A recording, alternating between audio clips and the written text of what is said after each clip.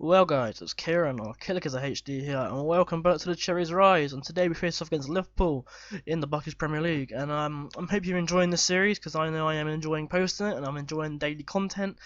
And for those who watch this series, I've got a bit of news. There's going to be a third series coming out. It's going to be more of a fun series, not a lot less serious, I guess. I won't tell you the team, but I will tell you right now that I've had an intro made for it, and I'm very happy with it, and I can't wait to show you guys, really. So, in the last episode, we beat Stoke 4-0 at home, and in the next game, we won 4-0 at home again. This time, we beat Marseille in the Europa League. Great game for us. We really did dominate this game. Goals from Stefano Storaro, Gustavo Carballo, Mario Alvarez, and Patrick Bamford won us this game. It was a very good game, and it saw us through to the top of our group. The next game we played was a 2-2 draw at home to Swansea. Quite a fun game to play, to be honest, even though we did draw this game. Kramaric got 2 goals for Swansea, but we did get 2 goals for ourselves as well. Leon Britton scored an own goal and Patrick Bamford scored in the 60th minute to give us the draw, though Kramaric did score in the 80th minute. Next game, we lost in the Capital One quarter final to Hull, and it was a very, very disappointing loss, to be honest with you. Hull are doing well in the league, but I really wanted to come in and kind of retain the title, I guess. Adam Armstrong scored in the 4th minute to give Hull the victory. I was kind of disappointed. I did play a weaker side, I guess, but I was really looking to win that game. In the next game, though, we travelled away to Hull again, and we drew 1-1 this time. Luis Alberto scored for us, but Villarina scored for them. I believe he's a former Wolfsburg player. Yep, I got that right. Former Wolfsburg player found for Hull. There you go, seeing it all now. In the next game, we travelled away to Watford and lost 1-0. Borek Dokel scored in the 12th minute to give Watford the win. We didn't play well in this game, to be honest. We really didn't deserve anything from it at all, and we didn't get anything. It was really disappointing. And after this result, it kind of hit us a bit. You know, after the whole result, we kind of just dropped off, and you can see here we drew and lost a few games.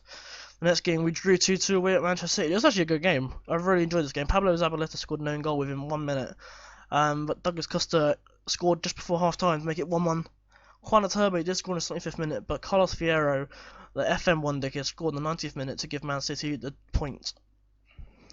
In the next game, we went away to Chelsea and got the sausage, really. Eden Hazard got a hat-trick and Diego Costa scored a goal. We really got the sausage in this game, to be honest. We did not play well at all. Really disappointed in their play by Callum Chambers and Alex Munoz in this game. They weren't very good at all.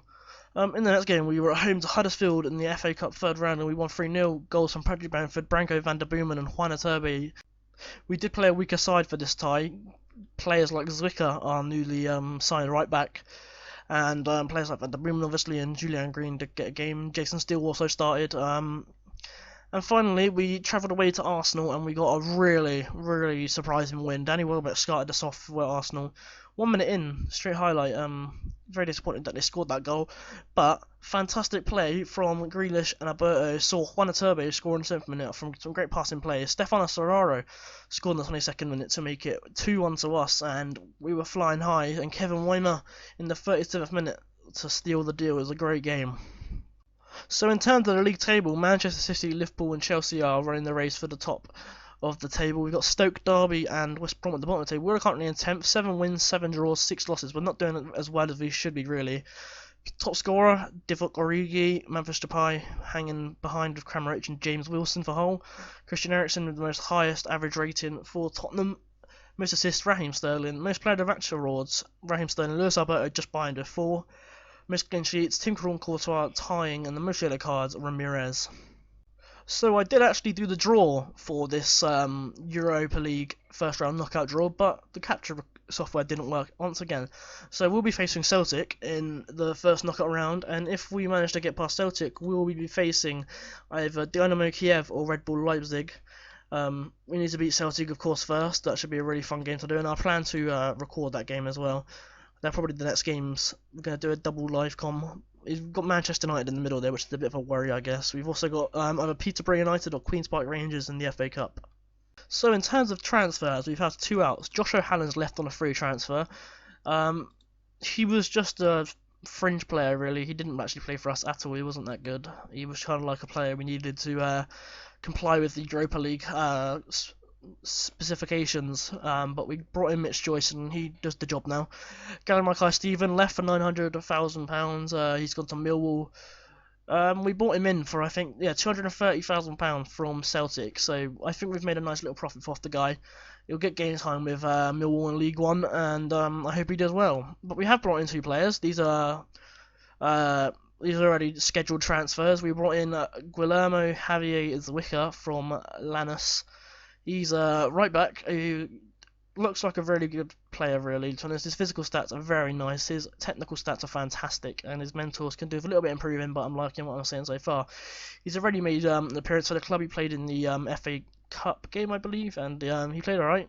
He got a 7.7 average rating, which is very good. We brought him in from Lanús, who are the Argentinian side, so I'm looking to develop him and maybe either sell him on or get some good performances out of him, I guess. He's He's got 4 stars of potential ability, and he's got 5 star if you count the black star. So he could become one of our starting right backs. Matthias Johansson, very deep down in the shitter really, because he's not good at all. Josh Dumont, obviously the potential world class attacking midfielder that we have signed from Genk. He looks fantastic. I'm not gonna lie to you, he looks so good. With his technicals just improving slightly, and his mentals and his physicals starting to little additions. I'm really hopeful that he can become one of the best players in either in the club, in this league, or in the world.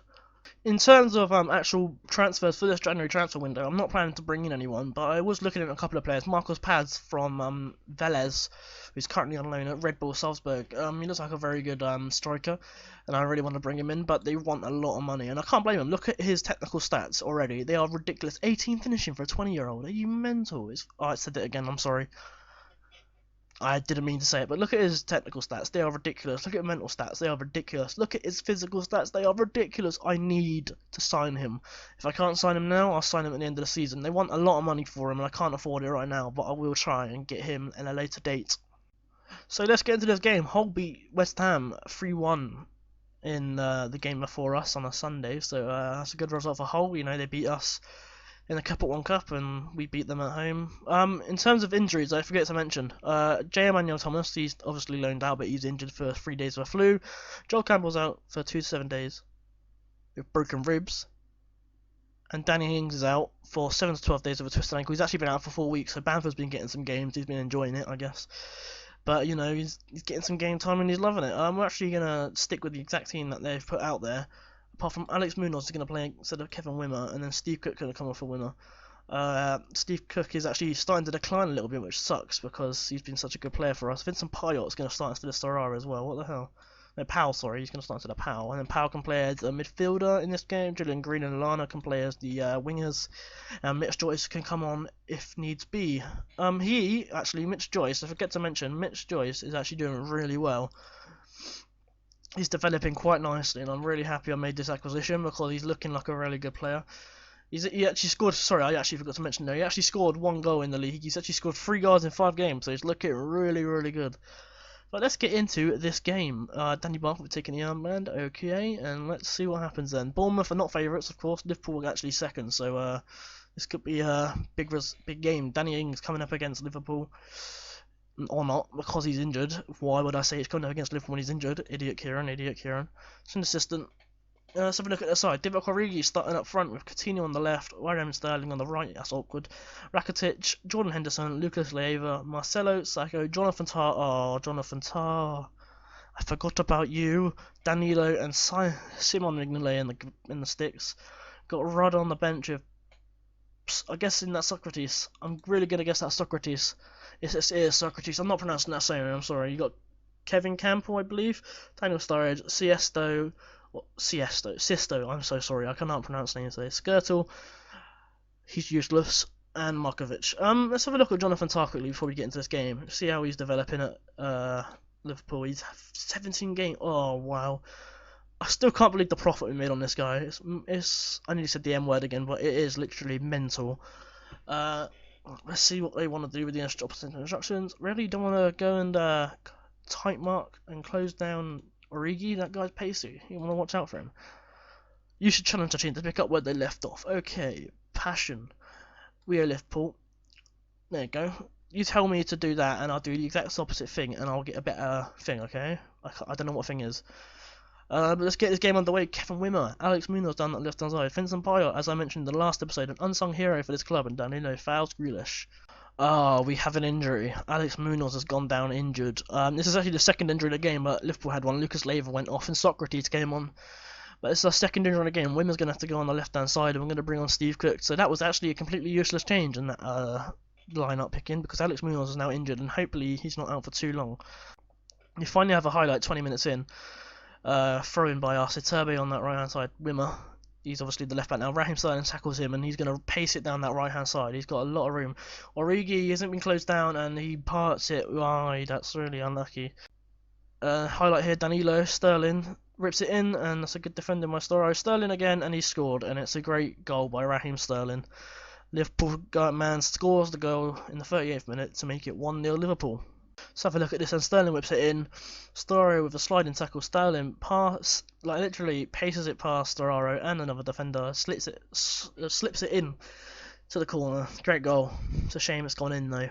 Only a couple of highlights, but it's not been a good game for us, and I'm really not happy. We're actually going to put it onto counter because they're dominating the game with shots and everything. So it's not looking too good for us at the moment. Any other changes that are necessary? Obviously, Munoz went off injured, but I don't think there's any other changes. So let's get back into the second half. We're going to make our first change of the game now. We're going to bring off Vincent Payot and bring on Nick Powell.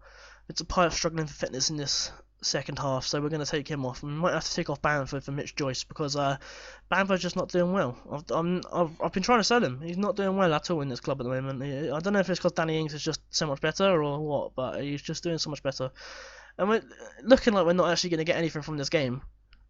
Marcelo with the throw-in, Chambers with the ball now, clears it out to Mitch Joyce, Jonathan Tah gets to it, Jordan Henderson on the ball, Ivan Rakitic, Daniel Sturridge, Raheem Sterling, good tackle by Wimmer, Nick Powell clears it, and it goes out to Sacco, Marcelo, Sisto. Look at the pace on the lad. Oh, it's a great save by Rajkovic though. I'm going to go and put it on overload for the final few minutes of this game. We need to get something from this game. And we're not going to. 10 seconds left. There's nothing coming from this game. It's going to be a 1-0 win for Liverpool. And it's a big shame, but it's just the way our form's been at the moment. We're not performing well in the league at the moment. And it's just a shame because we're just really struggling. Let's go have a look at the match stats. Liverpool with 11 shots, 2 on target. We have 6 with 3 on target. We stay in 10th. We don't drop into them. We have 7-7-7 now. We need to be putting that win ratio up because we need to finish top half to not get sacked, basically. So, yeah, it's a bit annoying, isn't it? Raheem Sterling with the goal. So, a thing I haven't done yet is actually showing you the goals and assists in this episode. So, the most appearances for the club is Callum Chambers, closely followed by Vincent Payot. Most goals for the club, Danny Ings, 17 goals in 20 games. Juan Iturbe in behind with 9 goals in 20 games plus the substitution appearance. Most assists, Luis Alberto and Juan Iturbe tying it out. Let me tell you right now, Luis Alberto has been one of the best acquisitions of the season so far. 13 games, 5 goals, 5 assists, 4 player of the match ratings. Look at that. He's been a star. He's got 9 assists in all competitions, by the way. So been a star for us so far. So he's looking like a great acquisition for £7 million. Another fantastic acquisition has to be Juan Iturbe. We brought him in for 8.5 million from AS Roma, who paid 17 million for him, and he's been a fantastic player with us. 4 goals, 5 assists, with a 7.33 average rating. He's got 9 goals and 9 assists in all competitions. He's looking like a great acquisition. Value's gone up massively, and his stats are starting to really give up. Crossing, heading, long throws, tackling, positioning, decisions, composure, agility, and pace. And we can't talk about great acquisitions without talking about Danny Ings. I mean, 12 appearances in the league, 9 goals, 2 assists, 20 appearances in the whole of competitions, 17 goals, 3 assists. There's probably been no one better as a striker for this team so far. It's a great acquisition. His value is now 13.25 million. Obviously, his physicals are going down because he's been injured, which is a shame. We tried to get him back up, but he's going to be pretty much back in the first team as soon as he comes back. Another acquisition, Kevin Wimmer. We bought him in from Aston Villa, who paid 3.2 million for him. We paid 10.5 for him. 3 goals, 7.31 average rating, 22 appearances in all competitions. He's been a very good acquisition for the club.